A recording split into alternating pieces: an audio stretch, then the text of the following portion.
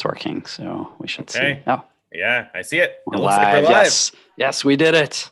Ha ha. Had a Ho, little ho, bit of ho. technical difficulty getting live, but we did it. All We right. got there. Happy holidays. Right? What made you think of that? It's just I'm feeling very festive today. That's all. Oh, I'm glad to hear that. I can't really put my finger on why. Yeah, I can't see anything that would make you think of holiday spirits. Feel extra festive. No, yeah, I'm not sure what it is, but good nonetheless to be here. So you all ready and set for the holidays here? I mean, you've got some plans coming up, probably, right? A little bit. So Little bit. things keep changing. We had post Christmas plans to travel, but that got canceled, and so now we're probably going to do like an epic road trip in January instead. So that's still in the planning. Still in the stages. cards. We'll see.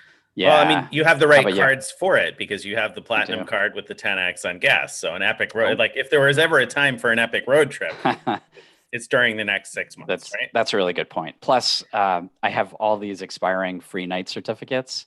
So, and because I told everybody to hurry up and book your summer certificates now, summer's off the table. Those are all gone. Right. I saw that. I wasn't paying close attention. I saw the post yesterday, but it didn't really hit me until today. I was like, oh man, now I'm not going to be able to find any place in the summer. Like, it's done. Thanks, Greg. I got to hope that travel to Europe opens back up or something and I can use it internationally because I figure everybody must have booked those up. So you've got a bunch of those certificates now because you presumably didn't book anything for the summer either. So you got to use those in the next few months. Exactly. Yeah. So anyway, I think a road trip will be a great opportunity to go try out different places and maybe even create some blog content that way. There you go. Hopefully. How about you? Everything all set and ready to go for the holidays? I never feel ready. I always used to be like Christmas Eve, I was out shopping all day long years ago. Nowadays, obviously I do most of it online. I rely on Santa, i.e. my wife, to take care of most things these days. But I'm as ready as I can be. Been enjoying some time in warmer weather because we rented a house far away in the down south, so we'd get away from a little bit of the snow. I've been watching the snow on TV that people in the north have been getting, and I have been laughing and enjoying myself about that. Except as I get closer to returning back home, the laughter is dying down. Right. The reality. Well, could you just skip that whole returning home plan? I would like to. I don't know as though it's going to happen, but hopefully there'll be an epic road trip in January, right? And hopefully I'll come up with another plan to escape the cold weather. Yeah, we could do like a convoy. That'll be great. There you go. Steven's in. I know that. So. All right. We have a question. All right. Sounds good. Grant. It says, "Hi, Greg and Nick. Happy holidays. Any news on a StayCay to Faraway competition in 2021?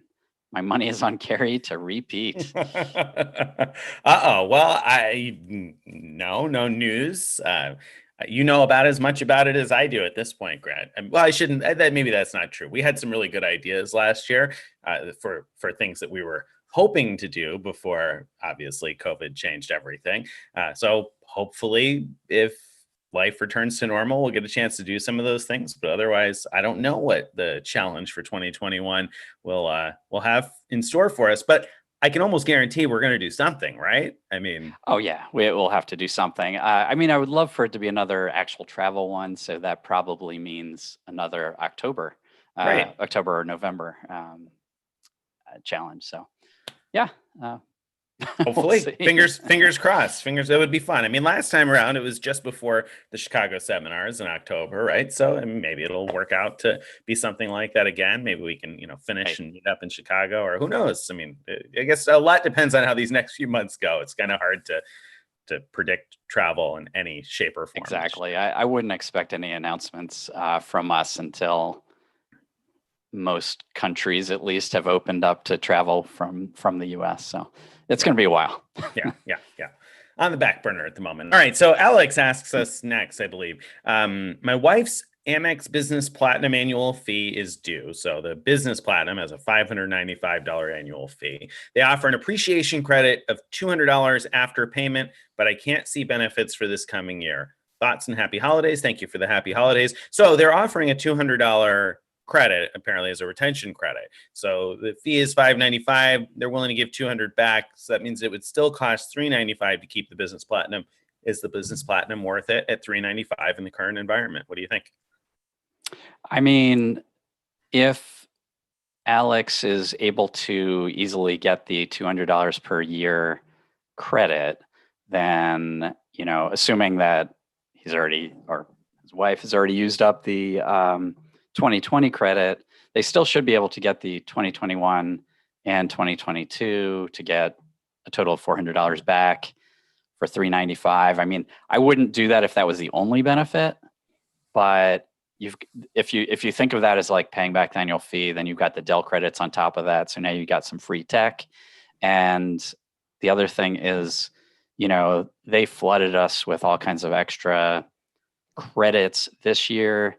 They probably won't be as generous in 2021, but who knows? There's all kinds of possibilities for credits coming. So personally, I'd go for it. I would renew because of that.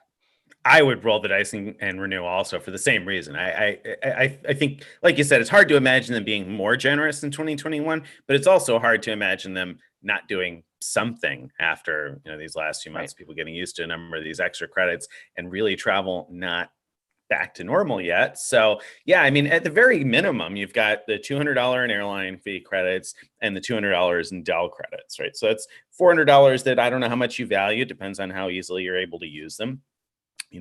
We've written about some opportunities lately to use the Amex airline fee credits where you might be able to get close to cash value for yourself out of that. And so if you value that pretty highly and you value the Dell, then the other stuff is ancillary. And you also, of course, have not the Uber credits. I was about to say the Uber credits, but you also have all the other Platinum card benefits. If you don't have another Platinum card in your house, those might be worth a couple of dollars to you. So yeah, I would keep it. If it was me, I'd keep it. Yeah. All right. Next question is from Jonathan. How soon after reaching 15K spend does the Hyatt free night post to one's account? Shortly after the next statement close date, maybe. I'm aiming to book in February a room at a Hyatt that is changing from category 4 to 5 in mid-March. So the timing matters. Okay. Well, so you're aiming to book a room in February that's changing in mid-March. So you want to book it in February and it's going to change in March and you're going to stay sometime thereafter, I suppose. That's a good question that I should know the answer to because I know Stephen just wrote about it recently with the 4K spend, and I'm sure that he would know with the 15K spend. Off the top of my head, I don't know. Do you know, Greg? I have no idea. Stephen must know this. I imagine he know. I say he must know that. I don't know that he does, but hopefully he's going to pop into the chat box and answer that. I don't know. I would assume that it's at the next statement close date, but I don't know that for sure. Yeah. I mean, most of these things, they tend to have like terms that say 8 to 10 weeks, but then in reality, they're much, much faster than that. So hopefully this is that. I don't know though. Right. There you go. So that answers that as best we can. Michael Gross asks next, hey guys, I started applying for business cards and got denied by Chase because my sole proprietorship is too new. I tried the Alaska business card, but was approved for a secured card. My credit score is in the 800s and I have the Amex pop-up. What business cards would you recommend I apply for? Wow, that's a rough run of luck there, huh? Sure is. Amex Purgatory got denied by Chase, and I assume you called Chase Recon, and from the sounds of your message there, it sounds like you called Recon and weren't able to get it approved that way. If I'm wrong about that, it's worth at least calling Recon and asking again. But but it sounds like you know enough that probably you did that. Yeah, I don't know. What would you recommend next? I know what I could probably say the City Advantage card, right? I mean, doesn't that one, the Business Advantage, seem like a pretty easy one to get? That's a really good choice, I think. Because what else? As far as the big banks, I mean, I guess you've got some Barclays card, Aviator, but that's probably not going to be easier than getting any of the others. Barclays, right? Difficult. Yeah. And then, I mean, like we get U.S. Bank has a business Radisson card, right? I don't know. Do they still take applications for that, or is that just? I don't think so. I don't think so. But there are a couple of U.S. Bank business cards. Yeah, but I get the impression, I might be wrong, that you're probably they're right. pretty tough on approvals. Whereas I think you're right. I think Citi is probably the best bet. So give that a try. I mean, normally Amex would be my go-to for the easy one. So that's too bad about the pop-up. Your second place easy though is usually Citi. I think for a business card. So we'll go with that. That's probably where you're going. Sold. There you go. City business. All right. Next question. Oh, wait, Stephen, interruption. So he did say he thinks the free night posts once the statement has closed after the spend requirement has been reached. So if you finish the 15K spend before your February statement cuts, then you'll get the free night certificate around when the statement cuts. It always takes a couple of days for the points to transfer over, or certificates to magically appear. The other thing to know, by the way, is that I remember this happening with Amex certificates and also with Chase certificates, I think anyway, is that even sometimes before it shows up in your account, you may be able to call and they may see it on their end even before you see it on your end. So after you finish the spend and the statement is cut, the next day, if you don't see it yet, it might be worth calling Hyatt and just asking if they see the certificate in your account yet, because it's possible that they see it in their computer system, even though you don't yet. That's a really good point. Yeah, I've had that happen. I can't remember with which program, but yeah. Yeah. Okay, next question is, I think, from Jerry. IHD points seem to be worth more since they went dynamic earlier this year. Yes, they do. Would you value their points higher than the traditional 0.05 cents a piece? Yeah, I mean, I'm going to answer that because I wrote a post about it. Yeah. I went through and looked at, dynamic pricing and calculated the average value compared to the cash prices, and I, because of that, I raised we keep point valuations called reasonable redemption values, on our site, and I actually upped the IHG reasonable redemption value, or RRV, a little bit because of that analysis. So I mean, off the top of my head, I mean, just search for that on our site for RRV, you'll find it, but I think it was around 0.65 or 0.67, something like that. That sounds about right. Now, the key to keep in mind here is a reasonable redemption value is a guess at how much value you will reasonably get out of those points without a lot of effort to maximize. But keep in mind that, if you're asking me, would you value them more than half a cent? I'm a little bit more hesitant than Greg, because I'd say, well, you can almost always buy them at half a cent. So would I value them redemption-wise at more than half a cent? Sure. I mean, Greg said that it came out to what it is 0.65 is what he has in the reasonable redemption values. And on the redemption side, they, are likely worth about that much. But if you're trying to decide which to earn, then I would at least take into consideration that you can often buy them at half a cent each. So I wouldn't want to pay much more than that for one of those points, even if I'm going to redeem it higher, because I could alternatively just pay for it. Right. So. Now, when you say they're often available, I mean, it's true that in the past year or so, they've been having those sales a lot. But before that, I feel like it was mostly when there were those weird situations where you could do the points and cash trick and there was a sale at the same time, and it would become about 0.5, but it wasn't, I don't think, common before for them to sell at 0.5. No, that's I feel like it's more like 2 years now that they've been selling them at 0.5. Has it been that regardless, long? Okay. Maybe I mean, I could be wrong. I didn't look it up, so maybe you're right. It could be a year. Either way, we've seen a lot of those 100%. It does seem to be, at least for now, the new normal. So yeah. So and remember that you can buy up to I can't remember how many, is it 100,000 a year or something like that? So you may not be able to buy before the bonus. I can't recall. So you may not be able to buy as many points as you want that way. So that's also worth keeping in mind. Blah, blah, blah. I'm rambling on here, but the moral of the story is to at least keep that option in mind. We did in the past see options with cash and points where sometimes you could buy them as low as 0.4 cents. So, we haven't seen one of those opportunities in like 2 years now since they started selling them for half a cent. So, right.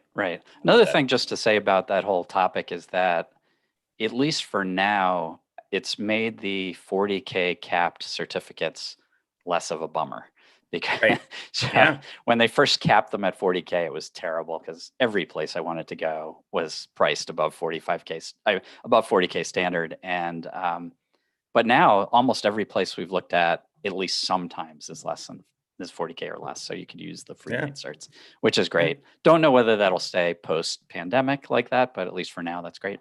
Yeah. All right. Very good. All right. So let's see what the next one. We missed Michael's question. Q4. Did we? Okay.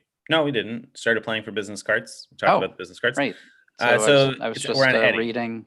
Right? Or did Steven's message, but anyway. That was the Chase thing, yeah, or the Hyatt thing. We talked about that too. So Eddie asks Eddie says, "Happy holidays, guys! I'm giving myself the gift of finally canceling my Diners Club card. Ooh. Wow, I have 125,000 points to transfer. Any reason to move them anywhere other than Alaska? What's the best Diners Club transfer partner, Greg?" I have no idea. I mean, if Alaska's on there, that sounds pretty good to me. The only other one that I would think you might want to consider if it's there is Asiana. If it's there, yeah, that's a good one. I don't know what the transfer ratios are like. I do wonder, why are you considering canceling it? Me too. So it's been a while since I've looked at the Diners Club card. I mean, it was only only people who got it during a certain window of time were able to get it. A couple of months, right? And then a lot of those people got booted. Right. So it's kind of rare to run into someone with one of those cards. So if it's still earning, I think it was like 3x. Yeah, that's what I thought. Yeah. But it didn't have quite a 1-to-1 transfer ratio, if I remember. Yeah. So anyway, I don't know. I remember I think it was something that you ought to keep if you could get it. But if you're not getting value out of it, then yeah, I don't know. I mean, Alaska seems like a reasonable place to put the miles. They have a good award chart, free stopover on a one-way. Of course, we don't know if it's going to stay that way because we're joining One World. So, it's a bit of a gamble transferring to Alaska because something is likely to change versus transfer. I think British Airways was one of their transfer partners. That chart just changed about a year ago. British Airways chart probably isn't changing again anytime soon. Now, would I rather have British Airways miles over Alaska miles? No, absolutely not. But if I'm considering, okay, well, I've got a known thing and an unknown thing, I don't know, maybe I would consider something more known. I bring up British Airways just because it was one of the transfer partners I remember. But like Greg said, that card was available for a hot minute years ago. They ran out of plastic like quick, fast, and then shut down most of the people. So what I remember about that card is much less than what I've forgotten. So I'll trust your judgment on that. If Alaska seems like the best, you're probably right. Hopefully Eddie doesn't transfer to Alaska, and then Alaska's decides, well, we've got to move to one award chart. Let's forget about award chart and just copy off of Delta's pricing for everything. Hopefully not. I got my fingers crossed for you. They did recently say on Twitter. Now, I mean, take it with a grain of salt. You never know if the Twitter rep really knows what they're talking about, but they said that nothing is going to change about the program in 2021. Obviously, apart from the fact they're joining One World, but there'll be no devaluation. Now, I mean, I don't know. Depends on how much faith you have in Twitter, but it's their Twitter reps seem to usually know what's going on. Right. And so if you try to book an award and it's priced higher than it is currently, just, blame it, say you have to honor this because Twitter rep said so. Bob over on Twitter said that you were going to keep the chart the same. So yeah, you probably won't get too far with that, but best of luck anyway. No, but it might be a fun conversation. All right. So let's see. That brings us in. So we didn't actually miss one, right? So Trey, I guess, is next. Yep. All right. We'll be finishing Discover at Miles first year. Would like to get second Discover at Miles with high credit limit. Should I close current card after first year, then apply, or keep current Discover at Miles and then apply? Getting a high credit limit with Discover is not my forte. Do you have a suggestion on that, Greg? Well, so I don't know I don't even know if it's possible anymore. I didn't think you could open a second of the same with Discover, right? I thought you had to close the first one. I think you can. I think you can open a second. You could have up to 2 Discover cards. No. The same card? Can you get the Discover at Miles again? I don't know. I thought you could, but I'm not 100% sure about that. But will they let you combine? So, my wife got like a $1,000 credit limit on hers, and she tried multiple times to get it raised, and then finally got and kept getting denied, and finally got raised to like $1,250. How generous. They so that was have. like for the whole first year, it was useless. Yeah. So I don't know. Unless you're gonna cycle it, daily. If you figure out a way to get a high credit limit, please let us know. Yeah. So no known rules for getting the same card and bonus again. You have to wait 12 months from the previous app. That's from our application rules. So, and a max of 2 Discover cards. It says that the first card has to be open for a year before opening your second. So I got that right from our application rules. It's on our best offers page. So it would seem, according to our rules, that you can get that same one again. So, yeah, I mean, it's possible they'll let you combine the credit limits. I don't know off the top of my head if Discover lets you do that. Yeah. Right. No, they won't let you combine the credit limits. Okay, so they don't let you move credit limits around. So yeah. So there you go. So yeah, so based on that, actually, probably canceling it is at least not going to hurt. Like there that. You go. That's a good way to put it. Yeah. So there's a chance that'll help. Whereas I know from experience that opening a new Discover card while you already have one is not going to help your new credit limit. It's just they're just going to give you close to nothing, but they might give you close to nothing in either case. I just don't know. There you go. All right. That's enough of that. Champ says, how many credit cards with a free night credit is enough for you? How many cards with a free night credit is like enough? Oh, well, I mean, 365 is, I wouldn't want more than that. No, I mean, it would be it'd be wasteful at that point. Right. Wasteful. So, it's kind of an interesting question because when I had a younger son at home who was in school and my wife's a professor, it was hard to get away a lot, except during school holidays and so the amount of time we had each year to actually use these free night certificates was limited, and I had much less value for them then. And during COVID times, I have less value for them. But now that our son is grown and out of the house, and we have a lot more flexibility with travel, I have a lot of them, and I could probably during a normal year use even more and be happy with it. So I don't have a set number though. What about you? Do you have an answer for that? No, I mean, probably less than either of us have is probably the answer to the question, right? I mean, it's tough to answer. I typically use a lot of them, like kind of like Greg said. I was in the opposite situation where my wife and I were married for a long time, or together for a long time, and married for a few years before we had kids. So we have ultimate flexibility. We've worked online for more than a decade now, so we could travel whenever, so we could take advantage of those types of things. And now we do have 2 kids, but they're not in school yet, so we've still been able to travel up until COVID anyway, pretty freely whenever we want. Luckily working here at Frequent Miler gives me a lot of flexibility too. So the free night certificates have been pretty valuable to me because I could, hunt and pack for the best case scenario or the best possible redemption. Whereas once my kids are in school, I imagine my perspective on that'll change. So right now, I mean, we got a whole bunch of them. Free night certificates in my household, and it feels like too many because they're getting extended, and so I'm going to end up with a whole bunch of certificates next year. But that's kind of a rare instance, right? I mean, there probably in our lifetimes aren't going to be too many COVID type years. At least I hope not. Let's knock on wood. So we've usually had no issue using them. Right. It's definitely occupying a lot of my attention right now because it's sort of like we have double right now because we earned the new ones plus the old ones weren't used and rolled over. Now, plus, I'd already extended 1 or 2 before that. Right. Now, most of them are expiring August 1st, at least with the Marriott ones, which is what I have the most of. So I did a roundup of what I had last night, and I have 12 certificates that expire this year, most of which expire August 1st. Plus, I've got a 7-night certificate. You got to go on vacation. 19 Marriott nights that I have to figure out what to do with. I think Champ was wondering how many is too many, hoping that you'd come up with a number smaller than what you have and gift a couple give him to him. Some. Yeah. Right. Well, it's a consideration. Yeah.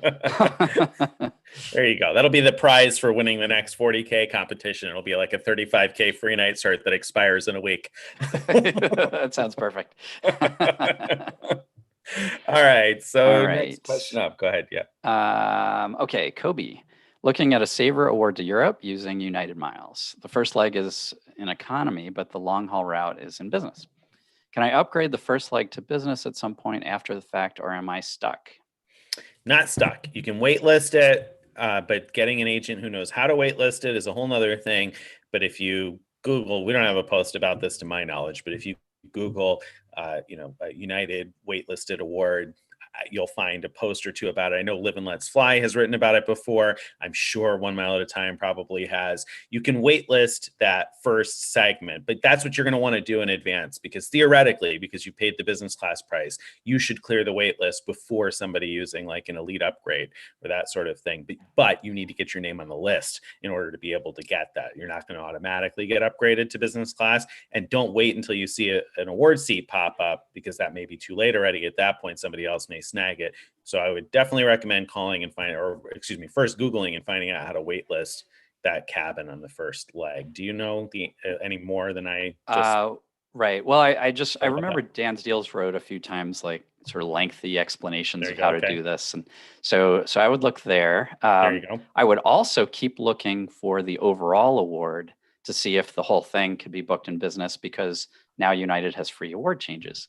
So you hold that award as a placeholder and just keep looking till something better opens up. And if the if the hold works, great, and otherwise you just change it, and then you're good to go. So that's one of the things I think that's really special and great about the American, Delta, and United moving to mostly no award change fees, is that we can do things like that. So you can book something that's good enough and then keep hoping for something better to show up. Yep. And that's smart. That's a smart play nowadays, especially to book it that way. So best of luck to you there. All right. So Steven says he has 20 certificates to use, but 20 free night certs. But how is that even possible? You spend all your time on the road. Actually, I know how it's possible. Yeah. Things have been so cheap. He's always trying to find those 5K right. properties, those cheapest properties, and the certificates are good for, like with Marriott, let's say up to 35K. So there's no way he's going to waste one on one of those 5K nights. instead. Right. Yeah. Right. And with cash prices being low too, I would assume that he probably hasn't wanted to use a 35K cert when, there's a room available that's cheap enough to make that a better option. So he's running all the numbers. But yeah, 20, it seems like a lot. And that would seem like a crazy, ridiculous amount for most people. But considering the fact that they do actually stay in hotels like 365-ish nights a year. That's nothing for him. It's nothing for him. 20. That's a stay. That's one stay he could use them all up on potentially. Right. So. And he adds in that we were correct. Plus, having a pet means staying one night means $100 pet fee. So we try to use multiple certs together. Got it. Yes. Smart. Don't want to pay that pet fee over and over again. Right. Or you have to find those few places that don't have the pet fees. Right. So which Stephen is my go-to on the guide for the no pet fee places too, because I don't have a lot of personal experience with that, but Stephen's got tons. So he always knows about what's going on with the pet fee situation. So back to Marriott cards. Champ asked another question and asked, any thoughts on the new rumored Marriott cards reported by Doctor of Credit? What's going on with these new rumored Marriott cards? No, I read a post on View from the Wing before Doctor Credit posted about that, but no, I don't know anything besides what was posted there. That apparently they're surveying people to suggest changes that they're considering. I guess one thought I had is if they do move to a more expensive card, there might be a benefit if you don't already have the Bonvoy Brilliant card. There might be a benefit to getting it now so that you'll be grandfathered into the annual fee for a year and still get probably whatever the enhanced perks are. But they're talking about a $750 fee card or something like that. Is that what I saw? Yeah, that seems steep, doesn't it? Do you think seems insane? Likely to be successful? Do you think a lot of people will get a $750 a year card? Bonvoy. It might as well just say Bonvoy right on the card. Right on the front. Might get that for novelty's sake. The platinum Bonvoy card. The platinum Bonvoy card. That's great. Yeah. Comes with free gold status. Use it for paid breakfast. We'll get you a good seat. 20% off breakfast. Right. Yeah. So I mean, where is the cutoff? I mean, right now we've got cards with annual fees up to what, $595 in the Business Platinum. Obviously, there's like the Centurion card and some other stuff. Right. But generally speaking, for the average Joe out there, so to speak, the high end of fees is around $550-$600 now. Yeah. And where does that top off? Not many of the. Are there any branded cards that are over $450? I don't think so. No. I think that's the high end watermark right now. Maybe. Oh no, I'm wrong. Delta's went up to $550. There you go. I think. There you go. Yeah. So I mean, like, where does that, obviously, where does it stop? Who knows? I mean, it keeps going infinitely, right? Because that's the way inflation works. But in the current environment, I mean, do you think there's a lot of room for companies to go higher on the annual? Well, here's what I think is happening. I think that when Chase came out with the Sapphire Reserve, the market surprised everyone by showing that it wasn't just the rich that were willing to sign up for a $450 card. And then Amex turned around and was like, let's see what happens if we make it $550. And I'm guessing that they've gotten a lot of customers if they're considering doing a card more than that. Right. And having, I think one of the rumors with that card was that it would have automatic platinum status with Marriott, which I think would have to be a given. Right. So I guess, people who mattress run for platinum status maybe would, see value in just paying a little extra. A lot extra, $300 more, right? Right. Than today's card. Yeah, a lot extra, well, especially when I don't know, maybe not a lot extra compared to your cost in terms of how many, in terms of mattress running platinum status, because if you're mattress running platinum status, presumably you have a business and a personal card for 30 nights a year. So you're mattress running some quantity of the 20 nights required to get to platinum status. So, I mean, I feel like for $750 to come out to make sense, like your mattress running has to be pretty expensive, or at least you have to not be making very many stays each year, in which case, why do you want platinum status, right? Yeah. Well, unless you have a bajillion. Well, yeah, I don't know. Yeah. Maybe there's a situation. But maybe it would work if it had like a rule buster feature. So, because as things stand, right, let's say it gives you platinum status plus a annual certificate that's worth like $80K or $100K or something like that, or maybe it's uncapped.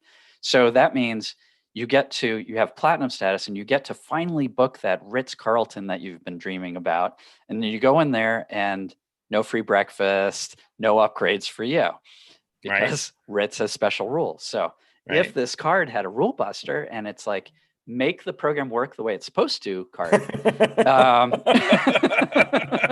If this is a real platinum status that works at all properties kind of a card, right? Right. Then they would tell you at the desk, I'm sorry, no free breakfast, no upgrade for you. And then you'd like show them your card. You'd be like, I've got the rule buster. I have the real platinum status. That's right. Yeah. That would be worth it. Right. That might be it right there. That's what they're planning on. But short of that, I just like it. That seems like a pretty high bar. You'd have to get a lot in benefits for $750 to make sense. Right. But who am I? I mean, maybe they'll find people willing to pay it, and maybe they'll come out with enough benefits that we'll be excited about it and that we'll pay it. Who knows? Hard to predict. 2020 has taught me anything, and said I have no idea what's coming. So we'll see. That's for sure. All right, let's see. George asks, no, not George, Greg, rather. Greg, not you, Greg, but another Greg asks, how many total credit cards do you each have? I'd love to hear even more breakdown by bank or business versus personal. All right. Let me pull up my spreadsheet and we'll find out. I don't know off the top of my head. Do the same thing. This is taking, hopefully I'm not like sharing my screen. That would be tragic, huh? All right. Nobody use my credit card numbers. Stop it. All right. Well, I'm not. Problem with counting, I have a lot of like authorized user cards listed, and I have my wife's cards mixed in. So I'm gonna quickly just say like what types of cards we have. So in the Amex portfolio, we've got platinum like the generic platinum. We've got a Schwab platinum, got a business platinum. We have a gold card. Oops. We have 2 business platinums. Is that right? Yep. We have only a miles and points person. It'd be like, we have 2 cards that cost $5.95 here. Is that right? Okay, so yeah, we did. Some of these are actually my son's cards too. We have 3 blue business pluses in our house. We have an everyday preferred. We have a old blue cash. We have a bunch of Amex Marriott. We have like both the we have the each kind, the business, the personal $95 one, and the brilliant. We've got the premium Delta cards, the platinum and reserve, business and personal. So that's Amex. Barclays, I've got the Aviator card. That's it. Bank of America, premium rewards card, Virgin Atlantic card, cash rewards, business card, I think. No, what is that? I don't know, something. Travel rewards, business card, another cash rewards for business card. So I have 2 different cash rewards business cards from Bank of America because they actually have different reward structures. Like, so I have the old one and the new one. And they're good for different things at 3x. I have a Better Balance rewards card. I've got a couple Virgin Atlantic cards in the household. And did I say travel rewards? We've got a travel rewards card too. Chase, Sapphire Reserve. We've got a whole bunch of Freedom cards. We've got an Ink Plus, a few Ink Cashes, Freedom Unlimited. We've got the 2 variations of Marriott, personal and business. We've got Ritz, we've got United, no fee version. We've got both premium versions of IHG cards, except that we're gonna, when the annual fee comes due on the, I forget what it's called, but the $89 card, we're gonna switch it to the no fee card. And an Ink Unlimited. Hopefully City. Craig out there is counting, by the way, because I stopped counting. City Prestige. I mean, this is very rough. Got a preferred, AT&T, Access More, Rewards Plus, a whole bunch of those. Double Cash, another thank you preferred. The no fee AT&T card, because my wife wasn't really using it. Got Discover It and Discover It Miles. We've got that Rakuten Visa. US Bank, I've got the Cash Plus, Club Carlson personal and business. And then some Amex. This is from US Bank, an Amex card called a Cash 365. That thing has never been used once. And then Altitude Reserve. So just a handful. So he's got a handful. He's got a bunch, and I have less than that. Really? But yes, it's hard to imagine anyone having fewer cards than that, I'm sure. But yeah, I mean, don't get me wrong. I did the math in my head, and I think if I did the math correctly, and it was quick, but roughly, I think 26 cards in my household. But that doesn't hold a candle to what it sounds like Greg has. So it sounds like he's somewhere in the 50s, maybe. So a lot, a whole bunch. And I like Greg. Yeah, I mean, similar type of a breakdown. I don't have quite as wide a range as Greg, but we've got in my household business platinum, personal platinum because of the great offer now, Aspire card, everyday preferred, which really needs to get downgraded to an everyday, and just haven't gotten the bonus on the everyday before, so keep avoiding downgrading that. And, right. You know, but it's dumb because we're not using it for the 30 transactions a month. But Marriott business, then Chase, we got both versions of the personal Marriott card. I say both, the old version and the new version of the Marriott card, the Ritz card, Freedom Unlimited, Freedom, Sapphire Reserve. I don't have a Hyatt card. We've got an IHG card, Southwest business and personal. And then everything else that Greg said, basically, more or less. I mean, it's very similar types of stuff. I don't want to go through the whole thing, but basically the same kind of thing. Bank of America, premium rewards for platinum but honors. Instead of Delta, you've got Hilton, I guess. Right. Yes. No Delta. I've never had, believe it or not, I've never had a Delta card. And I'm sure there are people out there who are like, but it's worth it for the bonus. And yeah, sometimes it is probably worth it for the bonus. But, we each have so much capacity for this stuff. And I know a fair amount about using United miles and American miles. I just don't I haven't dedicated enough brain capacity to learning Delta miles or what the best uses of Delta miles are, because Greg knows all that stuff. So Greg is good at that. And so it's actually become quite easy. The best use is premium drinks at the Sky Club. Get 2 cents per point value straight up. There you go. See? So I could be going after one of those 70 or 75K offers and, drinking $1,500 worth of wine in the Sky Club next time I'm there. Right. Yeah. Dom Perignon, whatever you want. Right. There we go. So that would be my play next year. I'll have to keep that one in mind. So suffice it to say, Greg, we got a lot of credit cards, but we're bloggers. We write about this stuff. I had a lot of credit cards before I was a blogger. I'm sure Greg probably had a bunch of them too. But nowadays, some of them I've kept before because I thought, it is convenient for writing a post here or there to have this card or that card. So, the number of cards that we have is probably not realistic or necessary even for us, but certainly not for the average person. Right. Although, a heck of a lot of them either have no annual fee or have free night certificates or something equivalent that makes it mitigates it sort of well worth the annual fee as long as you use them, So, but you do have to add it. You add up what Greg's talking about. There's a lot of money in annual fees there, Oh, it is. And we've done the math in my household on that too. And even though my wife loves this game and loves to play the game and loves the benefits and the points and everything else, she'll look at that total number of annual fees and be like, right, we're spending too much on annual fees. What is it that we can chop, this or that, blah, blah, blah. And so we have that discussion at least a couple of times a year where we're like, okay, well, is there anything we should trim and why, and what should we keep and why?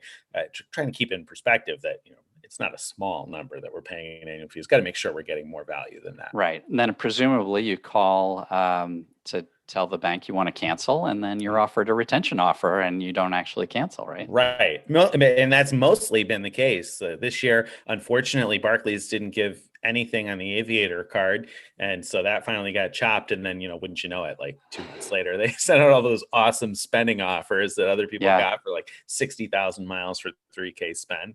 Wish we hadn't closed that one. Thanks, Barclays. Right. They're being really slow to award those miles, though. And that's what I've heard. Yeah. Even though I spent my 3,000 right away, I still get email reminders all the time. Don't forget, you can do this. Didn't forget. I already did it. I already spent it. Clearly not, because you haven't transferred the miles yet. So yeah, that answer. Hopefully that answers Greg's question to his satisfaction. Right. So, all right. Next Saeed, question is from Saeed. Yes. What's the best strategy to get the CSR retention payment? Call and ask. I don't think that there's a better strategy. I would say normally either the agent's going to see it or not see it, but I guess that hasn't exactly been the case because some people have gotten it on a second or third call, right?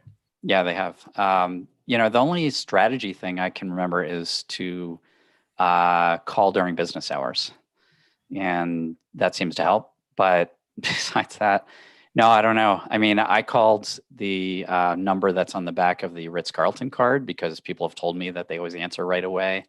Even though they can help you with any of your Chase cards.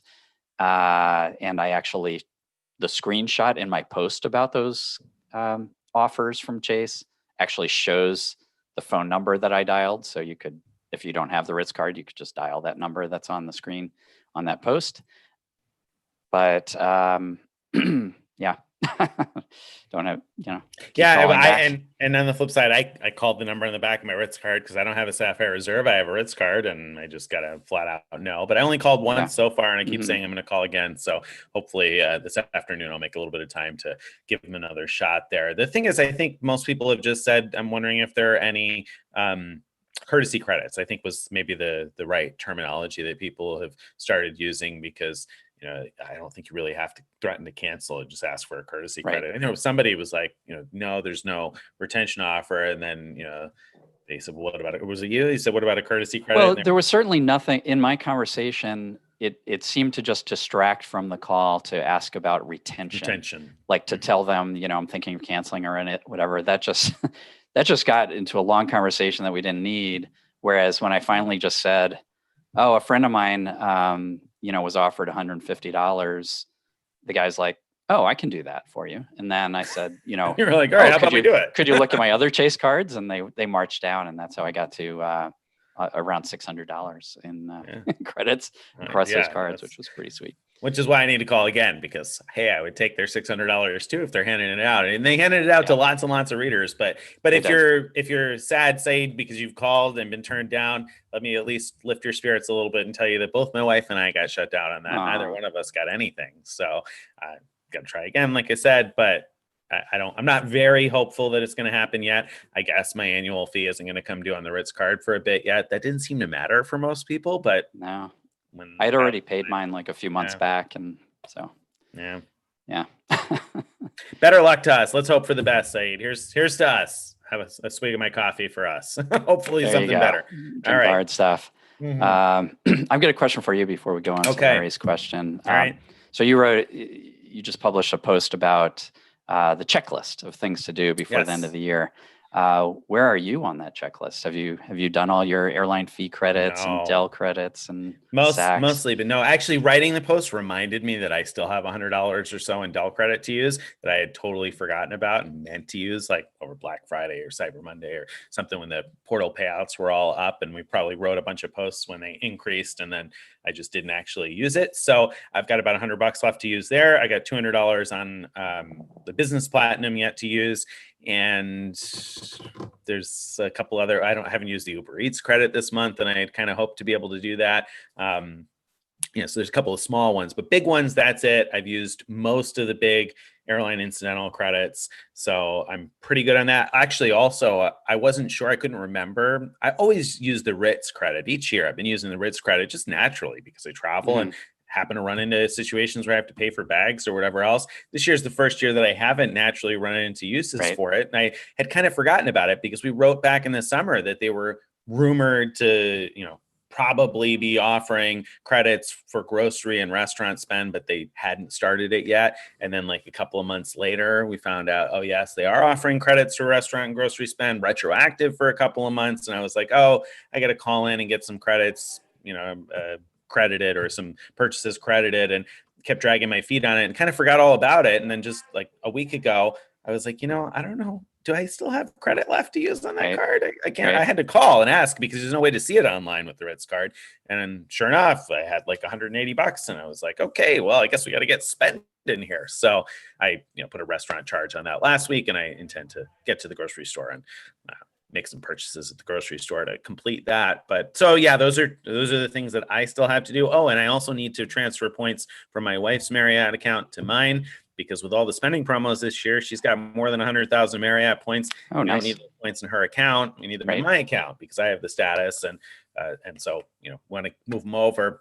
Got to do that though, because you can only move 100,000 a year. So got to get those moved over. What about you? What are you missing? I did most of them. The things on your list that, sort of triggered me to, think, oh, I still need to do that is the Uber credit. I don't think I've done that yet. And the other thing I thought it was good that you had it in there, the Amex Platinum card. I've been thinking that deal is so good, the 100K offer plus 10X, that my wife ought to pick it up. And then, so what it didn't occur to me was like, oh, I should do that before the end of December so that we could triple up on the credits. So now I'm trying to decide, should she sign up like today or tomorrow?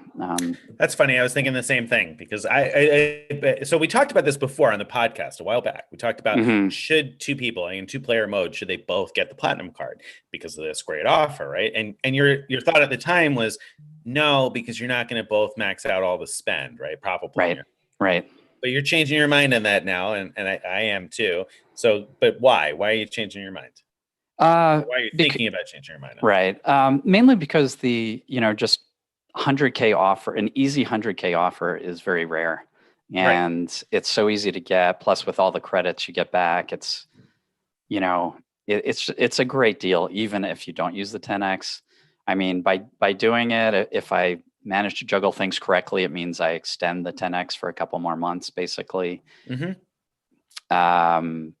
The other thing is, depending on how long this offer stays alive, if she gets to be able to refer people to the 100K offer, like I was, I mean, I got 55K extra just by referring 2 people, right, and maxed it out. And so if she gets that, then it's closer to 155K offer, which is which is unprecedented, like just unheard of.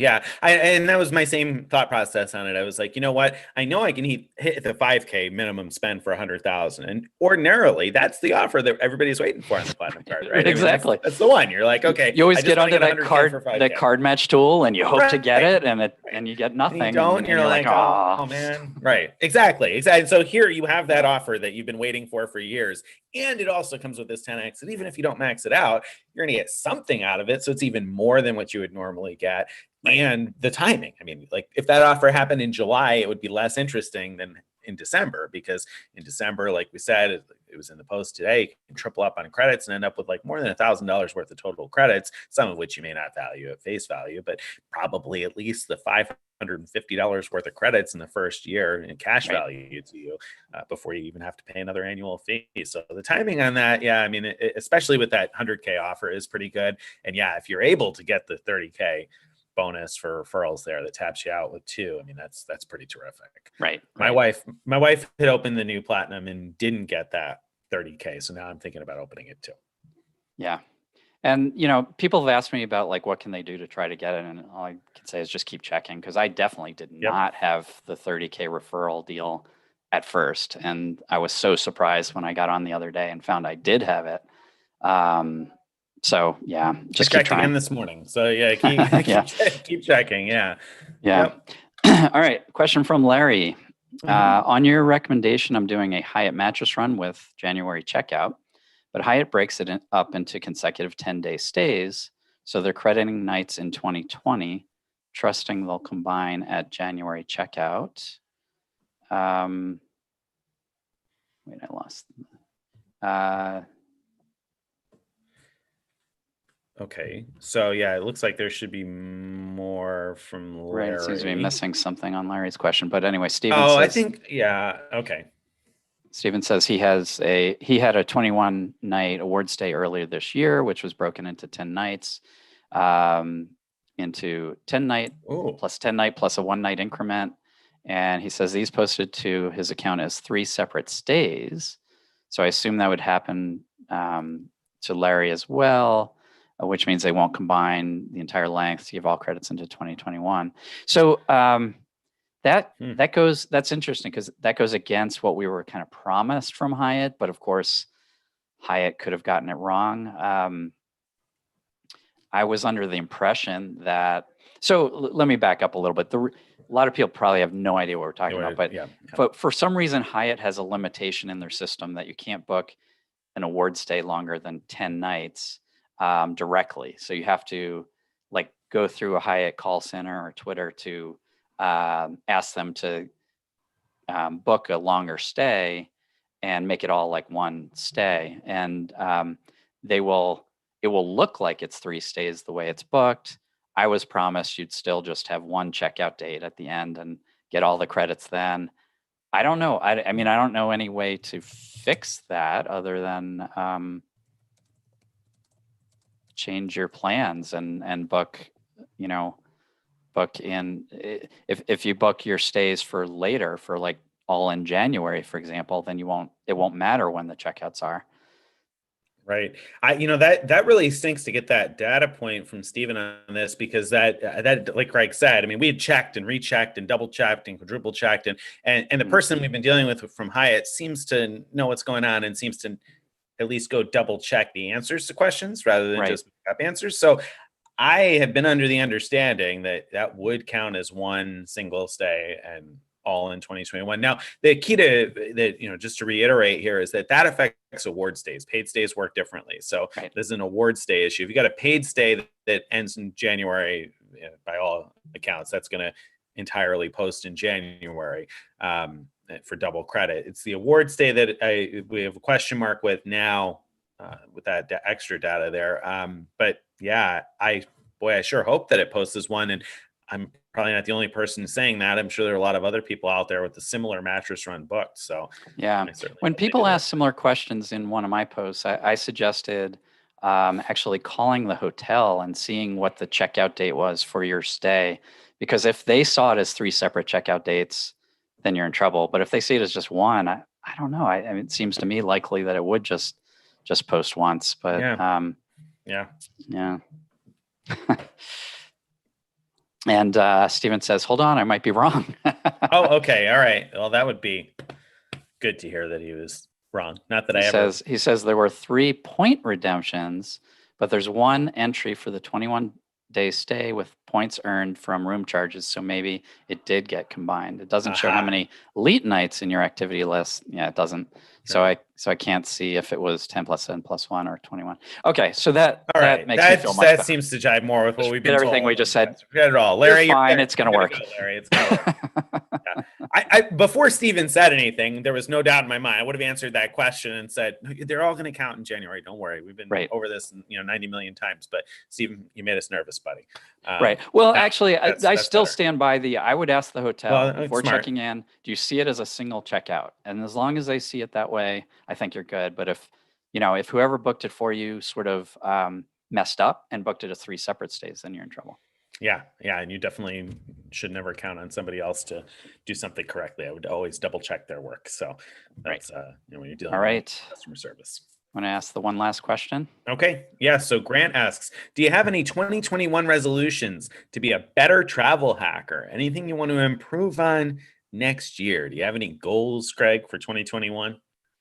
I want to travel more than I did in 2020. That's a pretty low hanging fruit right there. It is.